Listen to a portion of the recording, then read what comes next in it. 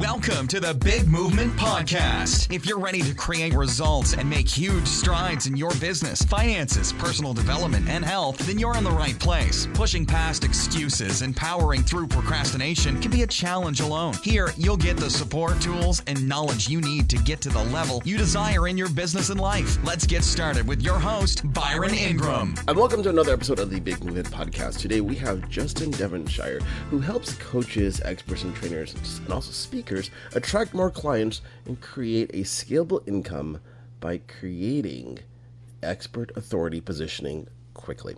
He mentors entrepreneurs around the world and is an international speaker and trainer. So let's learn a little bit more about how do you create this expert authority on a global scale. So Justin, welcome. Hi Byron, thanks for having me. Sure, definitely. So how did you get into the world of becoming an expert authority creator? All right, so it's a really long story. I'll cut it short for your listeners today. So I started off in personal fitness training and mindset coaching. And basically I started off, I dived in, I thought I would make the big bucks, and thought I had a skill right now. I spent a lot of time learning to be a great expert and kind of thought, like a lot of coaches do, that that's going to bring in the money. Went out there to the market and realized nobody gave a crap, right? And I quickly realized that you had to learn the marketing, you had to position yourself and get the marketing, the messaging right, so that people don't just see you as an expert, but also as an authority that they can trust and learn from. So that's when I started getting into learning this, and from there, I was actually days away from just being evicted from my apartment at the time. Went a few months without paying rent. They threatened to kick me out. I thought again, but by being a technical expert, I thought I could, convince people to work with me. It didn't work. Had to learn how to communicate with my prospects, how to stand out from the crowd, how to be looked at as different, unique, and better, and I had to instantly and quickly communicate that to them. I did that, and from 90 days of really implementing that, I then built a business that was making, almost six figures. And that was a few years ago, and since then I've grown multiple gym fitness businesses and then helped other coaches, consultants in multiple niches by really helping them get off the ground by learning how to speak their client's language and be positioned as that expert and authority in their marketplace. That's interesting because you think about the world we live in today. So many people just talk about you have to be an expert.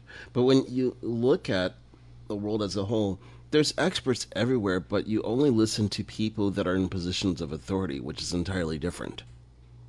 Yeah, exactly, Byron. And one of the key things, your listeners have probably heard is the experts or the expert coaching industry is blowing up right now. It's going to grow by 83% by 2018.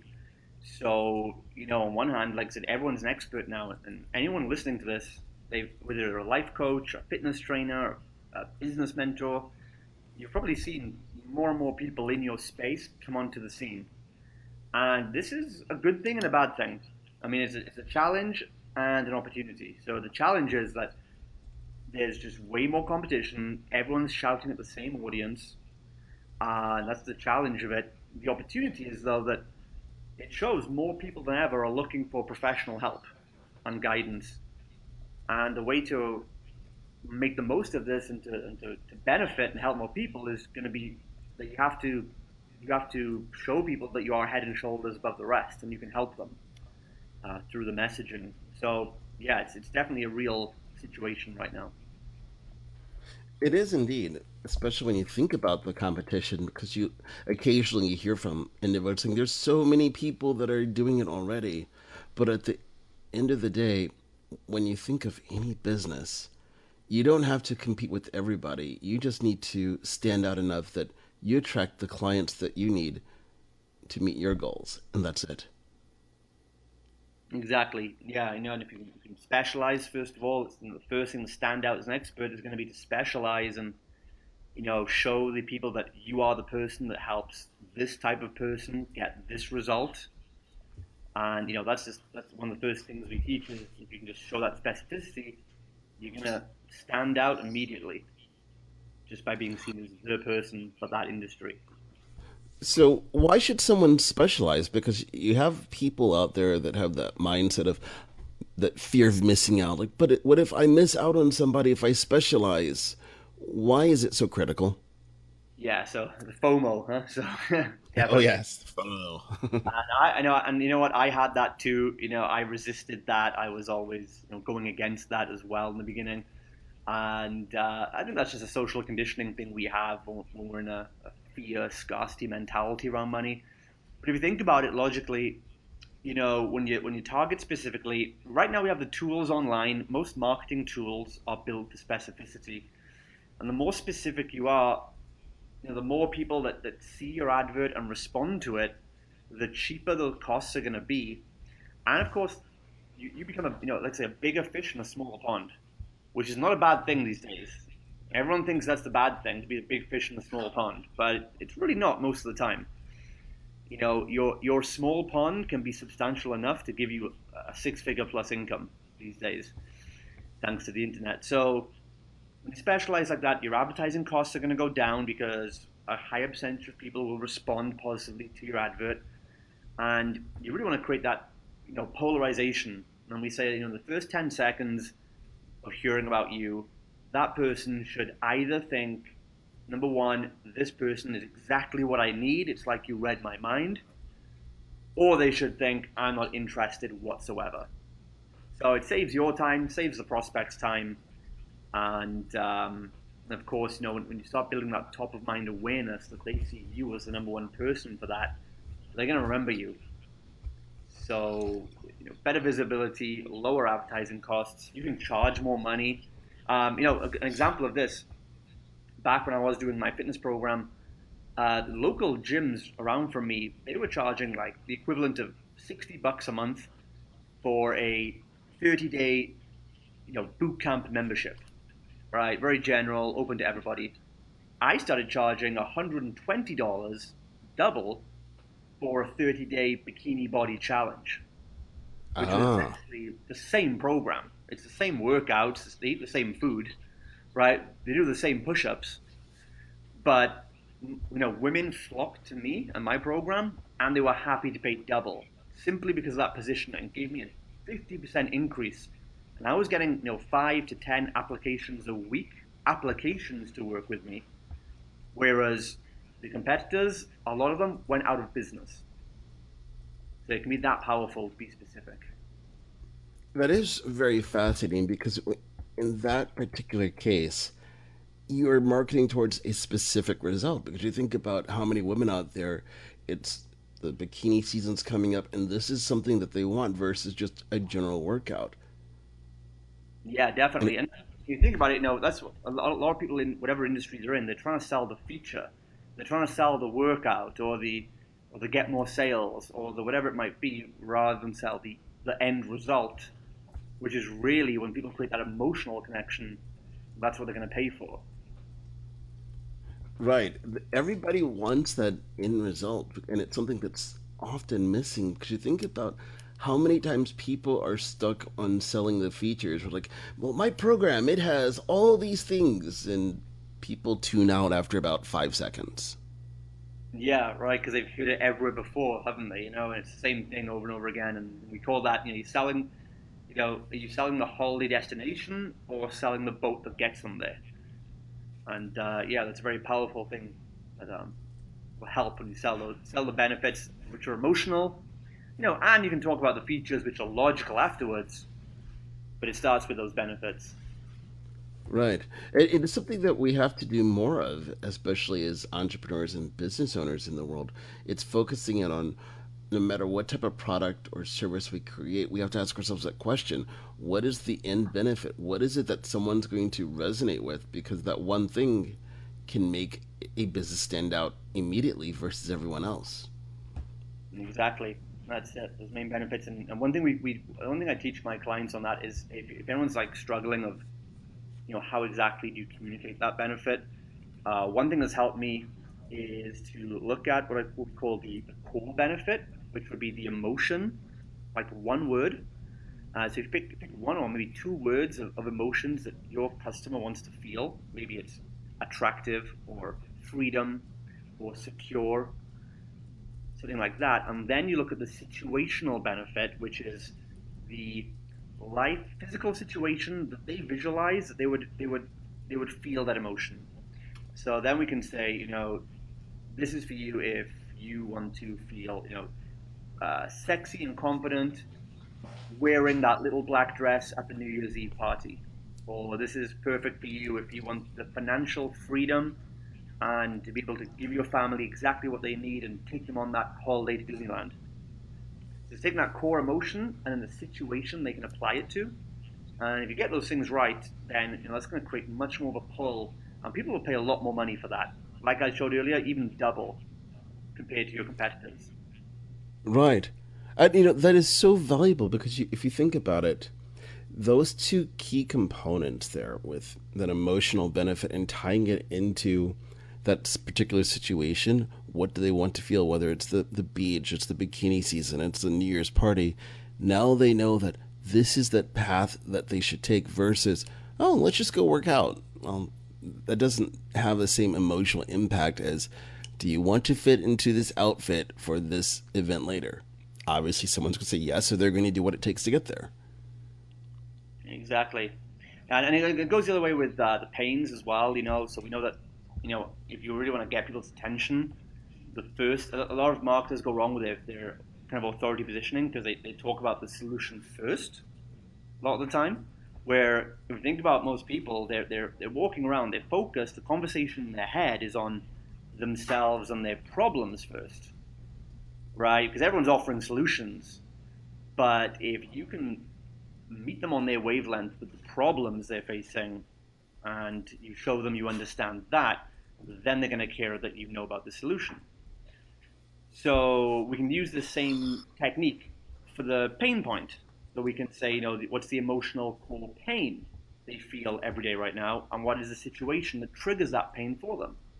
So, it might be, hey, are you, let's say the opposite. Are you feeling, ugly, bloated, and fat every time you look in the mirror, and you can't wear those sexy clothes you bought? Or, you feel ashamed, you have to have sex with the lights off with your partner? Or, are you feeling worried, anxious, nervous about how you're going to pay those bills this month? And right. we can use that, and then people are like, whoa, yeah, that is me. And then you kind of turn it into that pleasure, the goal, and say, well, hey, if you do this program, here's what you can get. So we teach you, if you use that technique on the pain and the pleasure, you'll really start kind of hooking your audience in and talking on their language. It's so critical to do that in today's world because it allows you to connect with people where they are, which is more important than anything. Because you look at how many ads you'll see either on TV, on Facebook, and so forth. They're always focusing on, oh, you can have all these amazing benefits, but at the same time, that person, they have a hard time visualizing it, where they're like, I'm trying to just make my bills. How do I pay the rent and so forth? Versus start with the ad of, do you have more month than money? Which Yeah. then will resonate with people. Do you have any, what do they say? You have more months left at the end of the month. Something like that, isn't it? Yeah. Can't pay the bills. Yeah. Yeah. Because then, someone now can relate, like, yeah, it stinks at the end of the month. They go from having, steak at the beginning of the month to like, okay, we got to stretch this packet of ramen for a few more days because they ran out of money. Yeah, definitely. I've been there. I've been living on the, peanut butter sandwiches and things like that. I've done all that stuff when I was learning these kind of secrets, really. So I resonate with that. So it's really just a matter of people having to shift their perspective of how they go about positioning themselves more than anything else. So then when it comes to someone becoming that authority, since there's so much knowledge and information out there about becoming an expert, how does someone become an authority? Because for some people, it's like, an authority, what do? Just stand on a top of a podium and say, listen to me, I'm right, you're going to love this. What do people do? Well, and the funny thing is, that's what most people actually try and do, right? And the ironic thing about this is that to be positioned as the leading expert and authority, you actually don't talk about yourself, and you actually, talk more about them, and you talk about their problems, which is kind of ironic, but that's actually how it is. The more, you'll see more of an expert, the more you talk about them. The same way, in a party, you're seen as interesting if you're more interested in asking them questions. So, Right. so it all starts, what we talked about just now, is starting with their pain points. Don't start your content or adverts with, oh, hey, here's a solution, because they don't necessarily trust you over anybody else yet until they know that you understand them. So it starts by talking about their problems, their pains, identifying them. Is this you? And if so, and if you get that right, they'll think, wow, this person understands my pains, so they probably have a good solution, right? People just believe that. I mean, it's worked for therapy for many years, right? You can actually not even give a solution, but if people think you understand their pain, they'll just trust and assume you have the solution. Right. And the next thing then is really about helping them and just giving content and taking your information, your expertise, and a kind of simple quote is that the best experts can break things down in the simplest way, in layman terms. So a lot of coaches, experts, consultants I meet, whether they do Facebook ads or they teach fitness or relationships, they tend to speak the language of their peers. So they speak expert language, I call it, and they don't speak client. So, I mean, and we've split tested things like this, when I was speaking expert and I was telling the fitness market in my terms what I thought they should have or what I thought they should want, I was putting out to these, females saying, hey, come to my gym, get a hard stomach, right? And it worked a little bit, because that was still better than what most people were offering. But when I split tested that and then said, let me speak client, let me try and think like what are they reading in magazines? What words are they using in their conversation? And we changed that to, in our program, you'll get a flat stomach instead of hard stomach. Change it to flat. And our conversions went up 25% from one word like that, because that's client language. So a lot of time I see experts, they're talking jargon, they're talking industry terms, because most of them, Byron, they're trying to impress other coaches rather than talk to the actual market. Right. And so it's down to speaking, knowing what language your market is speaking their language, and then also putting out content that is going to help them. And one more quick thing on that is that a lot of experts I've seen, experts with natural teachers, which is a bit of a blessing and a curse, because most coaches and experts fail with content marketing. They fail with their messages because they teach too hard. They think their value is in all the stats and facts and figures they know. And so we all know coaches. They've put out maybe like an amazing 10,000 word Facebook post with the 189 steps to change your life, and nobody cares. Right. And then they wonder why someone, a meme of a cat gets shared 500 times. And it's because most of the market are looking for connection before information. Right. So I see a lot of coaches are teaching too hard, trying to impress with facts and figures, rather than talk to the market about what are their problems, what are they struggling with right now. Let them know it's okay. Let them know there's a way forward. Talk about their obstacle and don't demonize their objections, but relate to them and say, hey, I know you want this result, but this obstacle is in your way. Hey, I totally get it, right? I struggled with that too, or I see many clients struggling with that. Here's how we can work around that. Whereas most experts actually penalize their market and say, hey, you shouldn't be doing this. If you haven't got time, you don't want it bad enough. Or if you're not going to eat the food, you're just a loser. Or, it's that kind of like hacking mentality almost, because they're frustrated that people don't understand them. But that's because they're speaking expert and the clients speak client, two different languages. So you've got to learn. Right. And it's something that people have to overcome, is understanding the knowledge and the language people use every single day, just like you said there with the difference between a flat stomach and a hard stomach. Mm. Yeah, And yeah. because if you think about it, how many ads do you see online that, while the intention might be great, but because they're using the wrong language, it falls on deaf ears? Exactly, and I can't prove this fact, but it's like a trend I've seen from doing this for a few years now. That, and almost something I fell into is that the experts do that. They speak expert, no one resonates, and then they get frustrated. They don't claim responsibility, so they think it's like, oh, the market, they're just stupid. They don't know what they want, or they don't want it bad enough, and they take it out in the market rather than stand and say, maybe I didn't communicate my message properly, and that's why no one's talking to me, because you're probably scaring people away through trying to teach too hard with someone that just doesn't feel you understand them. Right, exactly. It's people want to know that they're not going to be chastised for doing something the wrong way. They want that nurturing, to feel that they're part of something, and for someone to guide them along, just like it's if they're a kid again and they're going through school and the teacher saying, it's okay, you're going to get this, versus, well, you're screwed. No one wants that. Yeah, there's a great quote sums this up, Byron, and they say that nobody cares how much you know until they know how much you care. And that's one thing I've seen really that's missing from the expert industry. It's so fueled on ego and who has the most tips and stats. No one's talking to the audience on a level, and because everyone wants to look really, because they all think expert authority positioning is about looking the best. Look how many Lamborghinis are in my photo, and I've got a million Rolexes, and I've got this and that, which is what people think authority positioning is about. But really, if you strip it down, it's actually the opposite, and it's about stepping down off the pedestal and connecting with your audience and saying, hey, there's enough room here for you to join me. If I can do this, you can do this too. That's how you're going to stand out, get more authority, be seen as an expert, and connect with your market 10 times better.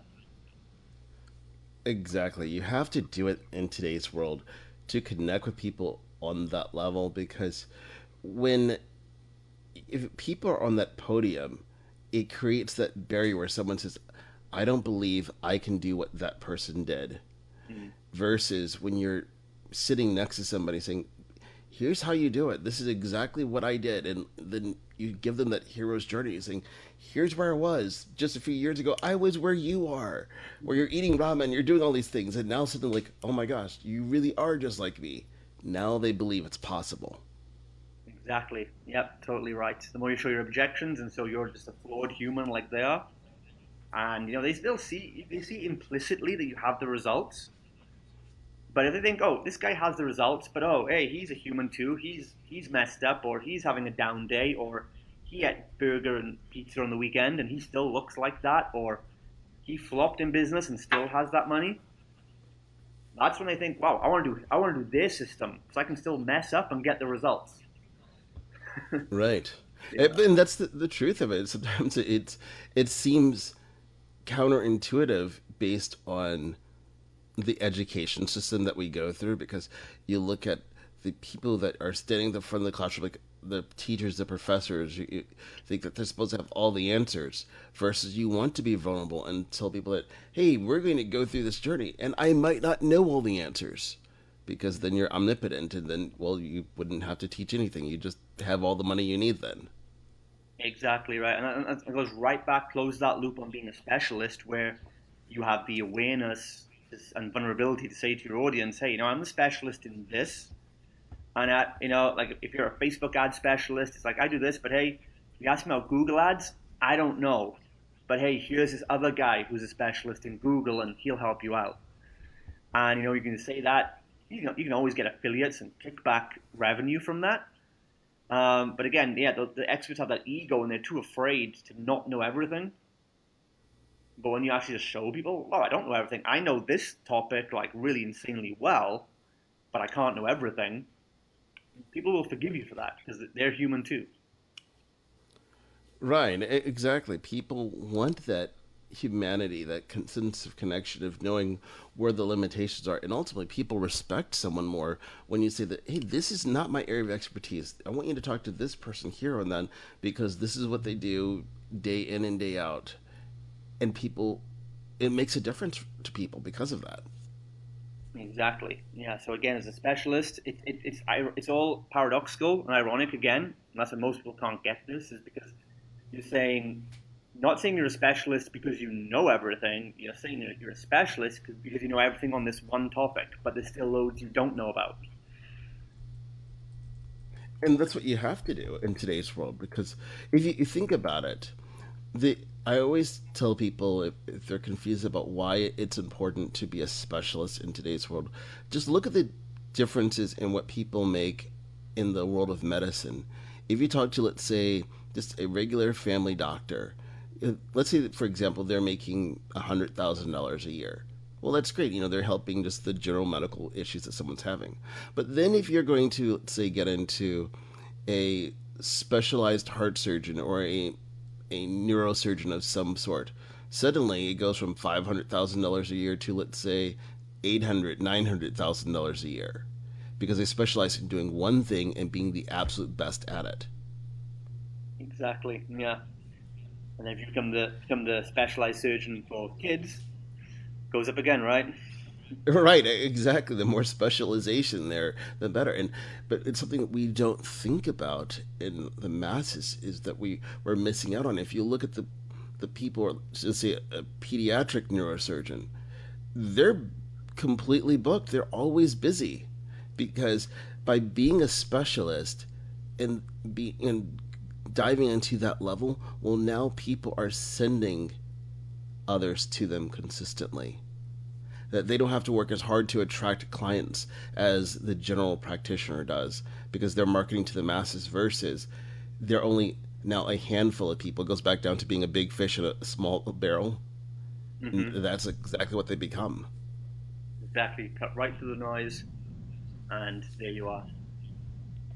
So it's something that more people need to do. So obviously, one of those things, they have to declare their specialization and what they're doing, but then also getting down to the level of the people they're helping, using the same language. What are some of the other things that people need to do to establish themselves as an authority?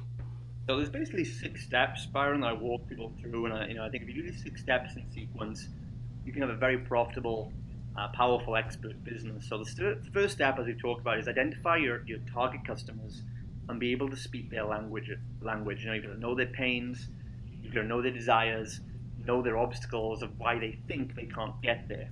Whether those obstacles are perceived or real doesn't matter. It's real to them. And that's like the first step. If you've done that, second thing is then to package your products not based on a time goal, not based on features, but based on real results. As we mentioned earlier, difference between 30 days of boot camp or 30-day bikini body challenge. Difference of 3 words leads to 100% difference in revenue. That's step number 2. Get the pack. When you understand the customer, get the package and positioning right for them. The third step then is you've got to start building a list. You've got to start building a list, or what we call now a tribe of people that have that shared interest. And this is your prospect list. So ultimately, a lot of coaches are too focused on making the sale right now, and they don't think about long term. But the truth is, most people are going to say no the first time you offer them something. We're just conditioned to do that. Doesn't matter how good your sales copy is, doesn't matter how good your positioning is, doesn't matter how good you speak their language, ultimately, most people are still going to say no the first time. And any salesperson can tell you this, that most sales happen after 5 or 6 or 8 follow-ups. Yet most salespeople don't make more than 1 follow-up. So it's always more valuable to get someone onto that list by giving them something for free, helping them solve their problem with a quick lead magnet, a quick PDF or a video or something that shows you understand their pain. They opt into your list, and then you can start following up with them. And that's step number 3. Step number 4 is in that follow-up, where you don't want just subscribers, but you want fans. So here's something, Byron. If I asked you, are you on any email lists where you get an email from somebody, like a newsletter, and you can't remember who that person is, or you can't remember opting into their list. Have you had that before? Oh, that happens a lot. Right. But there's probably people that you're also on someone else's list, and you love getting their emails, and you're eager, and you anticipate their emails, and you read them every time. Do you have that too? Oh, yes. So that's the difference. You're just a subscriber to some people, but you're a fan to others. So building a list alone is not enough. So step number 4 is you've got to get those subscribers in, but you've got to build that relationship and turn them into fans. So like you said there, they anticipate your emails, and they want to read from you, right? And you do that then by following up with great content, giving them loads of value, short, actionable content. Keep it 5-10 minutes or less most of the time, so they can digest it, consume it, take action on it, and share it, and say, hey, I haven't paid this guy any money yet, but she's helped me so much already and given me so many insights. This is awesome. And you just know you're nurturing those people, so when they are ready to make a change, they're going to come to you. And that's step number 5, where you want to enroll those fans into clients. And you want to do that without the hard selling, without the sales pitch. I believe for experts and coaches and consultants, it's critical to use what we call educational selling. And the foundational rule of that, I think, is that you give some extra value. This is bigger, like longer lead magnets. It could be a consultation, a seminar, a webinar, or a long video that your fans are more invested to consume. And the foundational rule that I work on is that I believe somebody should leave my sales presentation, my webinar, seminar, sales page even, or consult. They should leave having felt they got value, whether they invested or not. And that, I think, for experts in particular, it just needs to happen for your reputation and, just for that goodwill effect. And so it doesn't mean you've got to give the whole farm away. It means maybe they even leave with a bit of clarity as to what they've been doing wrong, right? At least they leave having learned something. And then once you got that in place, the first 5 steps, that's like your funnel system. And then step number 6 is then being seen everywhere, getting the traffic. And that's the part a lot of coaches don't do. They don't get themselves out there. They don't get any traffic. So, you want some paid advertising, get your content out there organically on multiple platforms. And you also want to use endorsed traffic, which would be, something like this interview right now. This is endorsed where, your followers, your fans are going to hear about me now, and then a couple of them might want to hear more about Justin Devonshire, and they might come and follow me. And so you have endorsed means of getting content out there, paid content, and also organic. And that's going to funnel people into that system. And doing that alone, do that right, that can very quickly get you a 6-figure income in 90 days if you just do those steps and focus on those. So I hope that's helpful for your listeners. Oh, definitely. It's extremely important for people to understand that, because I think when you look at those different areas, people are focused on the wrong things, but it's not necessarily from a lack of information. It's just more of misinformation. That you think of how many people have been taught you must go for the hard sale, you must pressure them into it, instead of educating someone so they make the choice on their own, so they feel compelled to do it. Exactly. Yeah. So again, you give them value, and like I said, most people are just not. Most people on a webinar, on a seminar, or go to a sales page are not going to buy straight away anyway. If we just get more realistic with that, and we realize no, but if we give them good value and they're on our list, before they got to that pitch, we have like a 5x higher chance of converting them, maybe in the next 90 days. And right. Dramatic effect on your bottom line in your company. It is indeed when we focus that way, because the more we do that, it changes things up. I think when you were going through it, one of the things that just stood out to me in this process was with webinars, because you look at how many webinars you go on there, someone spends the first 20 minutes just talking about themselves. And then they go on just talking about, here's this problem, and oh, by the way, I have this solution.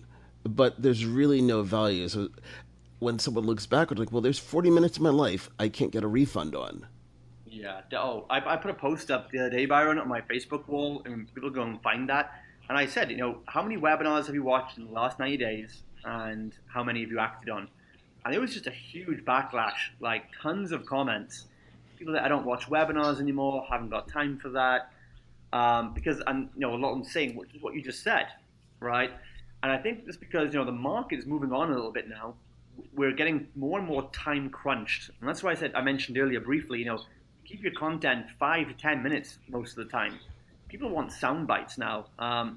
They haven't got time for most things, and the way if you follow the system I laid out, the 6 steps, people should know you, like you, and trust you. Should know about your story. Should know about your background. Should know what you do for them before they even get to a webinar. My webinars are no longer than 45 minutes, right? Which is half the rate of most in the industry. And I get the same or higher conversion rates because the cold audience don't ever see a webinar advertised by me because they're not ready for it. It's like going out to the bar and asking the first woman you meet to marry you, right? Right, exactly. So if I follow that system, they've opted into my list for something small, first of all, a video or a PDF. That might share a little bit of my story, but in a way that helps them. And, then they're on my list to get a few follow-ups. So I kind of, sprinkle that information out gradually. When they do come onto a webinar, I can give a very, very quick recap of that stuff in the first 5 minutes and then get straight into the content, which is what they want. And so Right. my webinars have better feedback, we have high conversions because it's just drawing out that relationship over time, how a real relationship works in real life.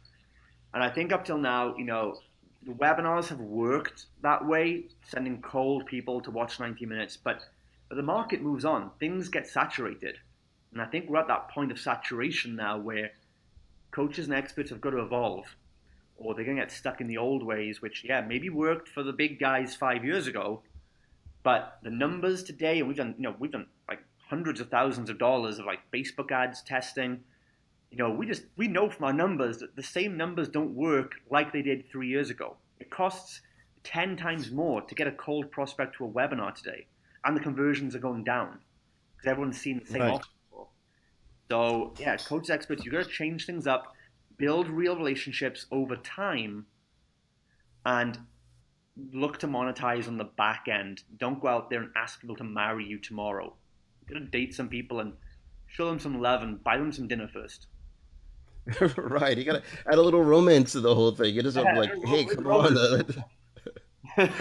Yeah, it's like yeah, there is a term that we're not going to use on this podcast of what people are doing if they just want the benefits up front. It's a different connotation. So, Exactly. but that's what most people are doing, and they forget about that community building process. It's that then your costs go down because they already know you. You don't have to sell them on that anymore. Exactly, and people like Seth Godin have only been talking about this for 15 years. And Right. it's always starting to catch on, and of course the expert industry, again, it's new, it's immature, it's growing rapidly, and we're taking and learning concepts from entrepreneurs that have succeeded in other industries, and it doesn't always translate the same way to the expert industry, which is we're selling higher ticket transactional services, whereas a lot of what we'll learn from is come from the old days of selling $7 ebooks.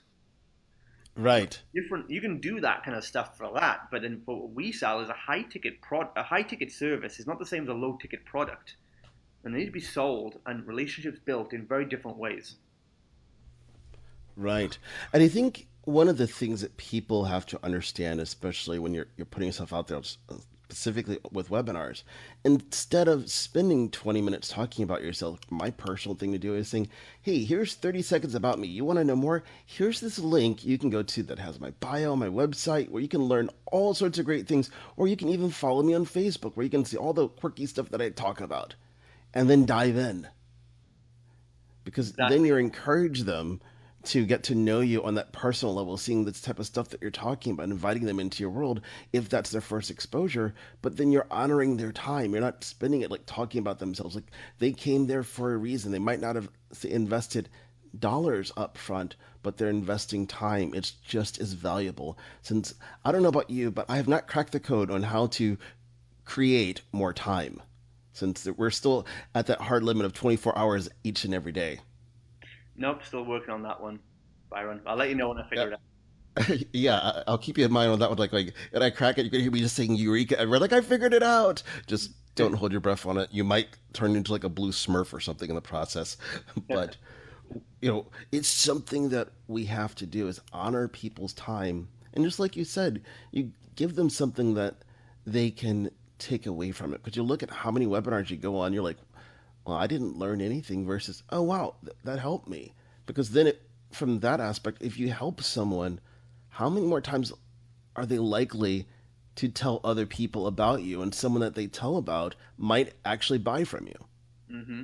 And I don't know, Byron, I don't know if you're aware right now, like, the industry average, especially in like the B2B coaches consultants industry, the average cost for like a webinar registrant to cold traffic is about $5 to $7 right now, minimum, right? Probably more like $5 to $10.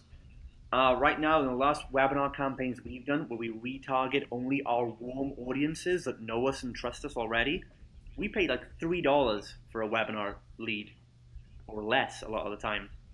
And it's half the rate of the industry average, and our conversions on the webinar are higher because the people on the webinar already know us and trust us. Our show up rates are higher, so our lead cost is lower, our show up rates are higher, and our conversion rates are higher. So a typical cold webinar kind of approach, might maybe make you double the return of what you spent. Maybe you spend $1,000 in ads and you make $2,000 in profit. The way we're doing it, we'll spend $1,000 and make like 10,000. There's a difference between annoying people and going cold and make double your money, or spend a bit longer, build a relationship, give some romance, and get 10x the return in a scalable manner with a better reputation as well, and more people that are going to come back to you and maybe buy a week or two later. It's a massive exactly. Looking at. Right. That's the thing. You have to look at the long-term positioning more than anything else. It's not the short-term fix like it was when you turn back the clock, 5-6 years ago, where you throw out an ebook and conversion rates were really low. It's like, yes, this is incredible. Now it's like, because there's more people and they're still using the same playbook, you've got to zag a little bit so you can be able to invite them into your world, just like you're doing. You're lowering your lead costs, but you're increasing your conversions, which allows you to have a much greater impact than someone who's just trying to constantly go after that cold market. Exactly. That's it. You got rising Facebook ad costs or traffic costs overall. Back then traffic was much cheaper. You've got the fact that the market saturation, everyone's seeing the same offers, everyone's being pitched on an ebook, everyone's all your market are probably on 11 mailing lists already. And it's just, what worked 5 years ago just won't work the same way today, like that in those on, because your cost, they'll work, but your costs are going to be a lot more and your conversions a lot lower. So you've got to just adapt, and understand where your market, what they're being exposed to. And you've got to come in with a new angle. And the principles are the same. You build a list and you build a relationship, you make sales, but we've got to play the longer game and, expect to give more to your prospects before they become clients. And I'd say now, working and giving a service to your prospects on your list or your free Facebook group, that's just as important now. It should be like equal time on that to what you give your actual paying customers these days. Right, exactly. It's all that relationship building, because the more you focus on the relationship up front, the more they're going to want to buy from you. Because what I think people get stuck on is the notion of, I'm going to make this quick sale, and not realizing they might make that one sale, but then how much money they leave on the table. Because if you have a multitude of programs to offer to somebody, sure, they start off with that introductory product after you built that relationship, but then how much more likely are they to go from, let's say that you have a $500 product, to then say, well, I'm going to invest in that $5,000 product you have because that other one helped me out so much, and they keep going. Exactly. It changes things dramatically. Definitely, yeah. That's it. Yeah. So before, the relationship's going to go a lot smoother, right? In any relationship. Right, exactly. So as we begin wrapping everything up here, what is one thing that you recommend for people to do if they truly want to be an authority in their marketplace? So again, the main thing I would say, I laid out the 6 steps, right? So people can go back and listen to that again. But 95% of that is really in the first step, just understanding your customer. And a lot of experts here have probably heard the perfect day exercise, right? We list your perfect day, how you wake up in the morning, how you feel, and so on. So an exercise I would have people do is see if you can do that for your client. Could you write the perfect day in terms of emotions and situations that they would like to feel? If you can step into their shoes for a day and list it out, it won't be totally accurate, but hey, a guess is better than nothing. But Right. if you can do that and get some feedback on it from your best customers, if you can visualize and describe and articulate their problems better than they can, they are going to like you and trust you they'll be asking how can they pay you before you even talked about what your solution is.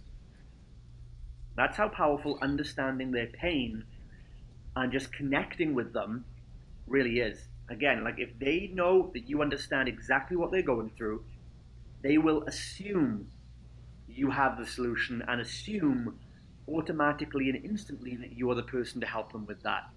That makes selling superfluous. If you just understand their pain and where they are and you empathize with them, I would say that's the number one thing coaches have to do is get off the ego, stop trying to impress other experts, go and find out about who your customer is, understand what they want their life to be like, and empathize with them. If you do that, you have connection, and that breeds trust, and that breeds authority. Oh, that's great, valuable knowledge, because people have to connect with the people they want to help at an authentic level, because that's what's going to make all the difference in the world. Exactly. So, Justin, how can people learn more about you and reach out to you? Great. So, if you found this useful and this kind of makes sense to you and you want to learn more about the 6 steps I laid out, that's really the foundation of everything I teach. And so I've created like a free guidebook. It's about 15 pages. It'll take you about 7 minutes to read. And it expands on each of those steps with a few action steps for each one. And you can get that by going to www.justindevonshire.com/free-guide. So /free-guide. And just a quick opt-in, you'll get like a little book you can read in no time. And it'll just expand a bit more on each of those steps so you can start putting it into a plan and implement it into your business today. Oh, excellent. Well, it's been an honor to have you onto the Big Movement podcast today and sharing a wealth of wisdom on how you truly become an authority in the marketplace and attract your clients and build your tribe. It's been a great chat, Byron. I've enjoyed it a lot. Thank you so much. Oh, you're welcome. Thanks for listening to the Big Movement Podcast today. And be sure to subscribe so you don't miss an episode. Now that you've surely been inspired to take your entrepreneurial career and business to the next level, you can stop by the website and get more. And if you're ready to boost your business brand, be sure to grab your free report, 7 Easy Steps to Build Your Brand Today.